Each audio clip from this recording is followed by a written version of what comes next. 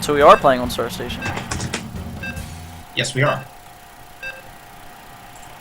I mean, Kelly didn't want to use his map choice, so I guess that's how it goes. So here we go, PvZ, our favorite matchup fields.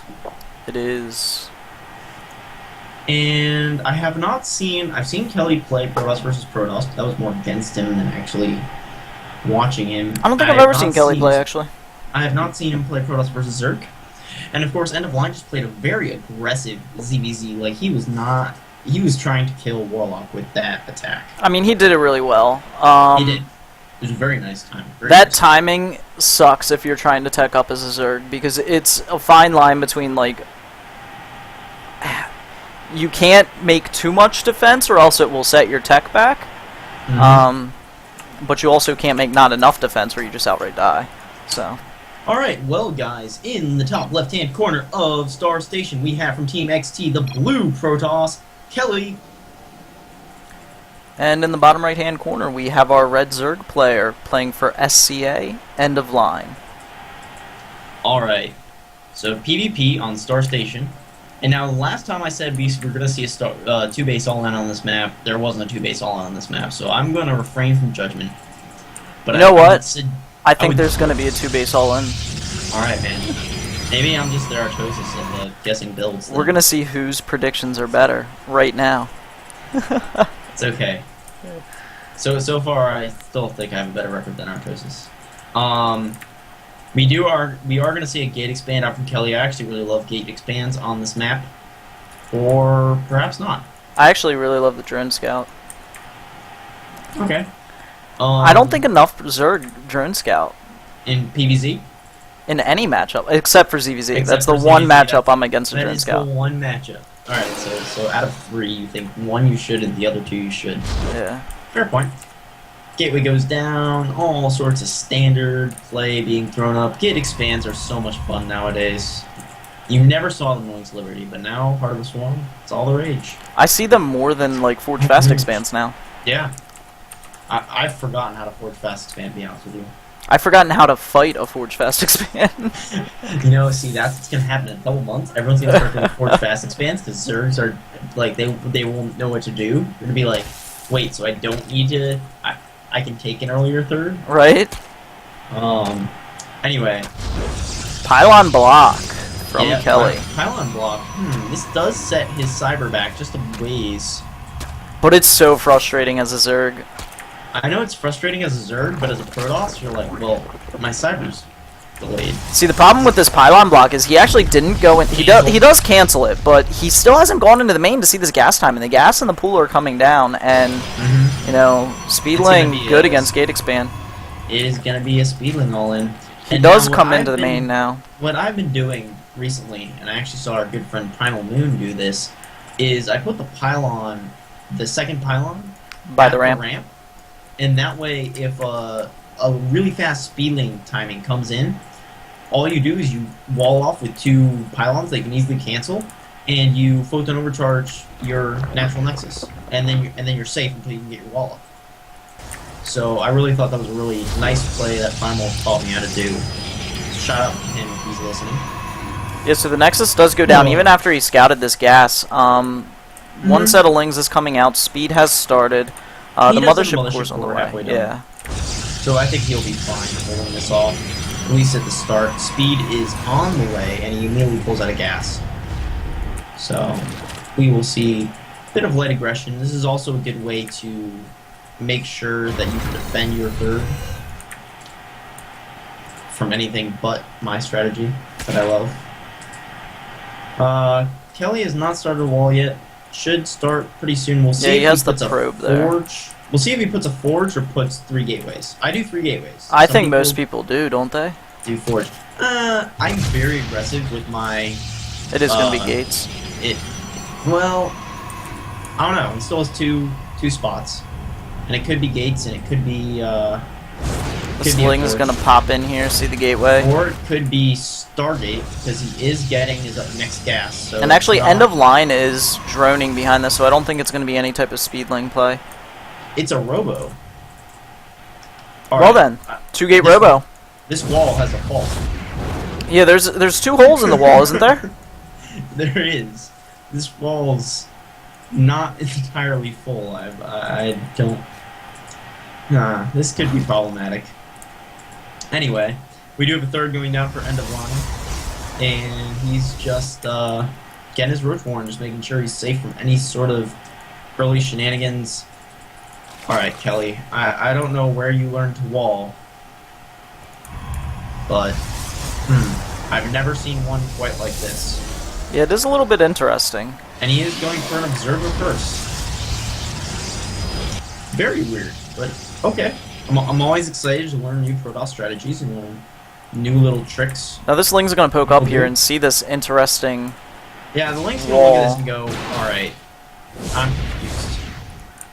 I mean, at this point, if I were end of line, I'd, you know, start cranking out roaches and go take out that robo.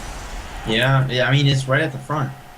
And Laird does go down, and he's making another round of drones, and it's an Immortal Sentry all-in, by the way.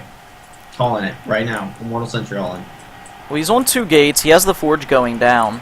He has Immortal. Don't you normally want, like, 3 or 4 gates for Immortal Sentry? Well, normally, when you Immortal Sentry, you go off a Forge Fast expand, not a Gate expand. Right. And he made the Robo the part of the wall. And he's not chrono boosting the Immortals, which I think is a little bit of a mistake. Maybe he just wants a little bit more economy behind it. Maybe he's taking a third, you know? No. Look at how many sentries he's getting. That's and he's true. starting +1, which means he is going for a timing. I would agree if there was no +1.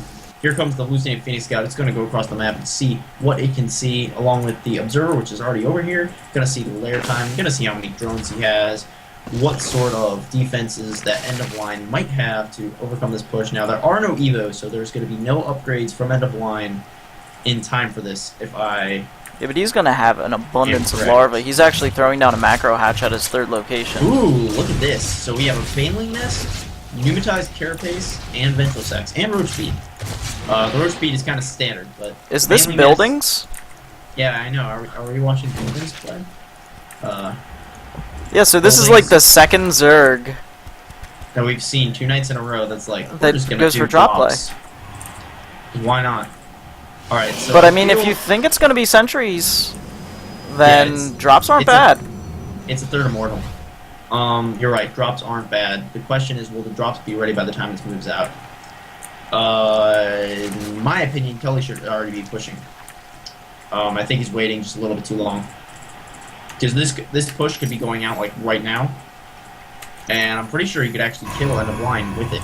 But if he waits for too long, like he should be moving out and having the Immortal rally to his army. Yeah, he's going for 4 Immortals. Yeah, and he's getting a Warp Prism also. I don't agree with this, actually. I don't agree with waiting for 4 Immortals. I think if you're going for a gate expand to speed up the Immortal Sentry all-in, I feel like you should go for a super quick Immortal Sentry all-in and not go, well, let's have 4 Immortals. Well, see, the thing is there's no Hydra Den down. There is no Hydra Den, and he's going to try to hold this with just Lings. And Roaches. He has some Roaches. Okay, Lings in a smattering of Roaches, and he does have drops, so he's going to be able to drop over the force fields. But Immortals just own Roaches. Yeah. Oh, if this Immortal gets picked off, that'll be big. Oh, the force fields were not too decent, and the Immortal loses all its hardened shields. I'm a bit scared for Kelly, to be honest with you. Let's try to get that Immortal, but it's not going to happen. Banelings are being morphed. There are the Overlords with speed and drop capability, so this is going to be interesting. That is a lot of Banelings. Now, there is an observer right by it, so he is going to be able to see the Banelings being loaded up. But what can he do about it? He has nothing that shoots up but 2 sentries and a bunch of tickle beams. The thing that he's going to have to do is he's going to have to hallucinate Archons. Normally, in this situation, you want the force fields and you want the Guardian Shield, but he needs to hallucinate Archons right now, or else this is going to go extremely badly for him. In come the Baneling drops, and it's going to drop right on the army, and all the squishy sentries are just going to He missed the drop micro. Oh man. End of line actually messed up his drop micro, and that allowed the army of Kelly to survive for just a little bit longer. Yeah, and that army actually just went through all of those roaches. But all the roaches have been cleaned up. And there's still 3 Immortals alive. And there's still 3 Immortals, and he's going to keep... Kelly is going to keep warping in with his push. I really thought... End of line's only reinforcing with Lings. Destroy it. That's all he has.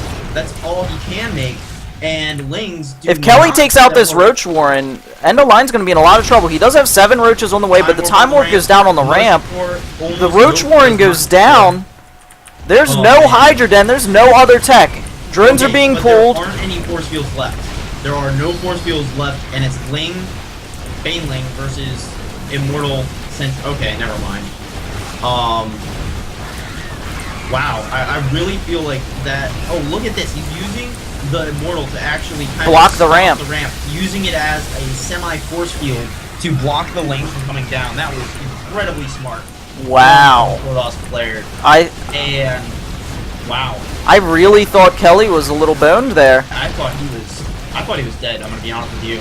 But he does show spectacular control. I really liked that Immortal on the ramp was really cute. He knew he didn't have a force field, right, but he knew that he could block the Lings with the Immortal, and that allowed the Lings to just get stuck up there. So we go into game 3, score tied up 1-1. Congrats to Kelly. Wow. Yeah, that was a really good game. I think the thing that did it for him was upgrades. Well, no, also that the Banelings didn't drop. End of line missed the Baneling drop. Like, I thought that the Banelings were just going to come in, they were going to blow up the sentries, and then the army was just going to vanish. But what happened was the Overlords overextended. He microed them, so the Overlords overextended the army. So when they started dropping the Banelings, they started dropping them on the Immortals, not the sentries. Right. So he had to turn around and try to drop them. But by the time he killed all the sentries, all the force fields were done, the army was still alive, and the ground army of End of Line, the Roaches, had already been cleaned up by the Immortals, and they weren't able to get the distance. Right. So, I mean, props to Kelly for making that work, but again, I really think that unfortunate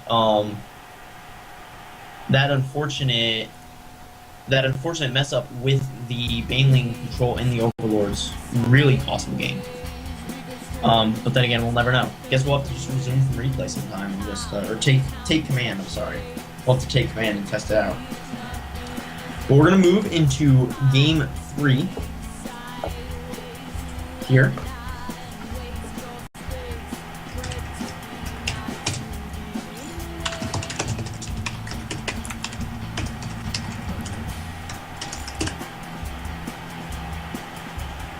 Yeah, so this clan war starting off with a bang. I mean, both games were really exciting. I love the drop play out of End of Line. It was unfortunate it didn't work out for him, though.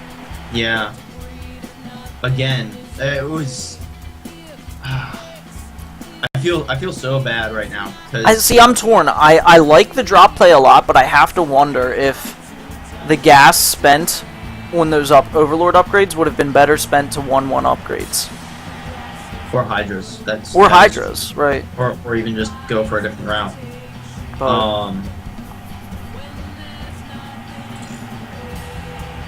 Kuna on Whirlwind. Of course, Kelly's like, no Whirlwind, and so what does SCA do? Whirlwind. So I believe it's going to be another PVZ, I would assume.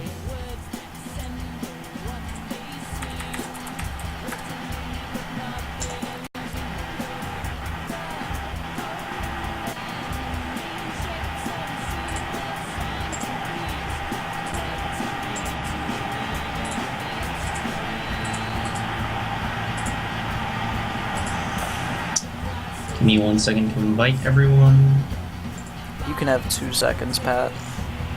Aw, thank you. So it is going to be Kuna.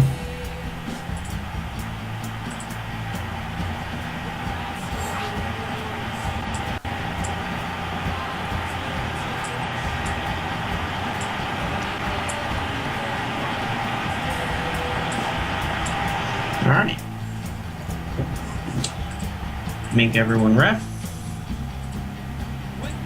Oh, is it gonna be Terran? Yeah, it's a TVP. All the matchups. All of them. Why not?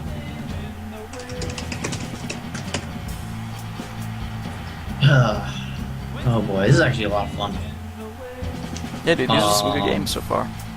Here we go.